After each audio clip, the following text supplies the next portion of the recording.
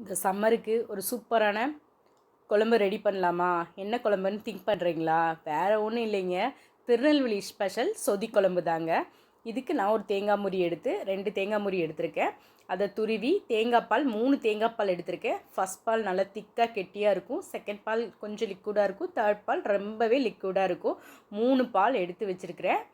இப்போ அரைக்கிறதுக்கு என்னென்ன தேவையான பொருட்கள்னு பார்த்தீங்கன்னா, ஒரு பவுல் எடுத்துகிட்டு கசகசா ஒரு 2 டீஸ்பூன் சேர்த்துருக்கேன். அது கூட கொஞ்சமாக முந்திரி பருப்பு ஆட் பண்ணிவிட்டு தண்ணி ஊற்றி கொஞ்சம் நேரம் ஊற வச்சுருக்கேன், ஒரு 10 மினிட்ஸ். இப்போது அதை அரைக்கிறதுக்கு அது கூடவே கொஞ்சமாக 2 டீஸ்பூன் அளவுக்கு மல்லித்தூள் ஆட் பண்ணிக்கிறேன். இதை நம்ம ஒரு பேஸ்ட்டாக அரைச்சி எடுத்துக்கலாங்க.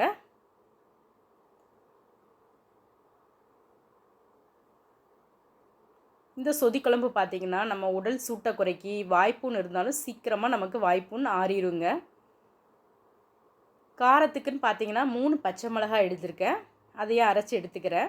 இந்த சொதி குழம்புக்கு தேவையான காய்கறிகள்னு பார்த்தீங்கன்னா முருங்கைக்காய், கேரட், உருளைக்கிழங்கு, காலிஃப்ளவர், பீன்ஸ் இருந்தாலும் ஆட் பண்ணிக்கலாம்.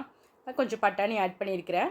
இப்போ நம்ம ஒரு கடாய் எடுத்துகிட்டு நம்ம கடைசி பால் எடுத்துருக்கோம் பார்த்திங்களா, லிக்விடாக இருக்கும் பார்த்திங்களா, ரொம்ப லிக்விடாக, அந்த பாலில் நம்ம காய்கறிகளை வேக வைக்கலாங்க. நம்ம கட் பண்ணி வச்சுருக்க உருளைக்கிழங்கு, கேரட்டு எல்லா காய்கறிகளையும் போட்டு நம்ம வேக விடலாங்க. இப்போ அந்த காய்கள் கொஞ்சம் வெந்த உடனே, ஒரு 3/4 பாதம் வெந்த உடனே நம்ம கொஞ்சமாக உப்பு ஆட் பண்ணிவிட்டு தேவையான அளவுக்கு நம்ம எடுத்து வச்சுருக்க செகண்ட் பாலை இது கூட ஆட் பண்ணிக்கலாம். இப்போ செகண்ட் பால் லைட்டாக ஹீட் ஆன உடனே நம்ம அரைச்சி வச்சுருக்க அந்த முந்திரி பருப்பு கசகசா பேஸ்ட்டை ஆட் பண்ணிவிட்டு காரத்திற்கு அரைச்சி வச்சுருக்க அந்த பச்சை மிளகாவையும் நான் ஆட் பண்ணிக்கிறேன். இப்போ அது நல்லா லைட்டாக ஹீட் ஆனோடனே இந்த 3 பால் சேர்க்கும் போதும் நம்ம அடுப்பை சிம்லேயே வச்சுட்டு தான் நம்ம ஆட் பண்ணணும். இப்போது அது லைட்டாக ஹீட் ஆனோடனே தேர்ட் பாலையும் நம்ம ஆட் பண்ணிக்கலாம்.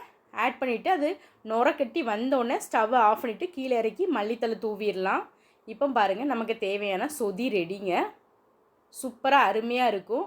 நல்லா ஆறினோடனே எலுமிச்சைப்பழம் புழிஞ்சு சர்வ் பண்ணிங்கன்னா அட்டகாசமாக இருக்குங்க.